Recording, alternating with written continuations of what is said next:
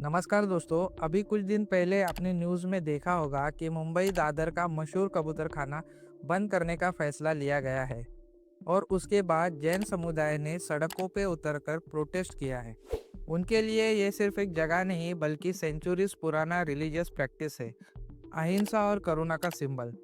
लेकिन सवाल ये है, आखिर ऐसा डिसीजन क्यों लेना पड़ा और क्यों ये इशू इतना बढ़ गया है कि प्रोटेस्ट तक करना पड़ा। कभी नोटिस किया है दोस्तों कि हमारी सिटी की छतों पर बैठे ये कबूतर हमें कितने इनोसेंट लगते हैं। आसमान में उड़ते हुए, पंख फड़फड़ाते हुए, जैसे हमारे लाइफ का हिस्सा बन गए हो। मुंबई की मॉर्निंग हो या शाम, अगर आसमान में कबूतर का झुंड ना दिखे तो लगता नहीं है कि ये हमारा शहर है। मुंबई में आज करोड़ों कबूतर है। लोकल ट्रेन स्टेशन से लेकर ओल्ड बिल्डिंग, बालकनी, हर जगह इनका कब्जा है। और दादर का फेमस कबूतर खाना तो पूरे सिटी की पहचान बन चुका है। यहाँ रोज हजारों लोग इन्हें खाना खिलाने आते हैं और हजारों कबूतर वहाँ इकट्ठा होकर आसमान काला कर देते हैं। अब असली प्रॉब्लम यहीं से शुरू होती है। डॉक्टर्स और रिसर्चर्स बार बार वार्न कर चुके हैं कि कबूतर के पंख और ड्रॉपिंग से जो डस्ट निकलती है उसमें जर्म्स और फंगस होते हैं। इन्हें इनहेल करने से एक डिजीज होती है जिसका नाम है हाइपर सेंसिटिव न्यूमोटिस। ये सिंपली एलर्जी नहीं है दोस्तों, ये डिजीज है जो आपके लंग्स को अंदर से डैमेज कर देती है।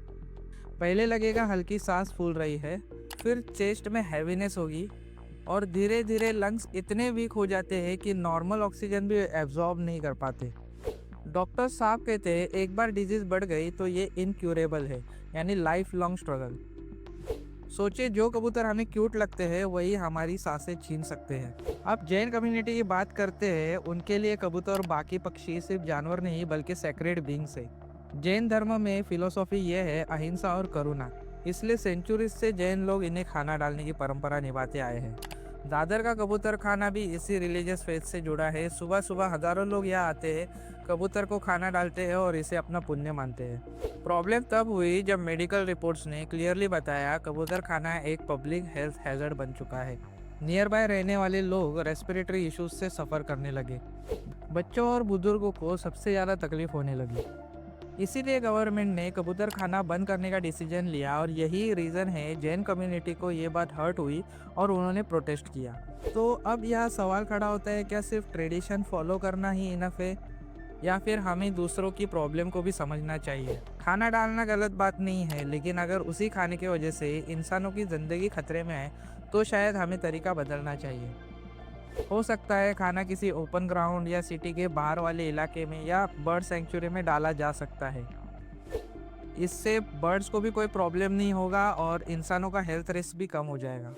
देखो दोस्तों, मुंबई पहले से ही एक पॉल्यूटेड सिटी है। यहाँ सांस लेना इटसेल्फ एक चैलेंज है और ऊपर से हम अगर प्रॉब्लम्स खुद क्रिएट करेंगे तो ये इंसानियत नहीं होगी।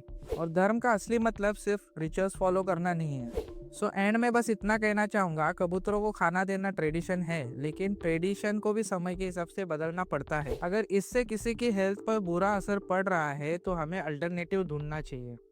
क्योंकि रिलीजन का रियल मतलब है लिव एंड लेट लिव, और ये लेट लिव सिर्फ कबूतरों के लिए नहीं होना चाहिए, ये इंसानों के लिए भी इक्वली होना चाहिए। तो दोस्तों, आज के वीडियो में बस इतना ही।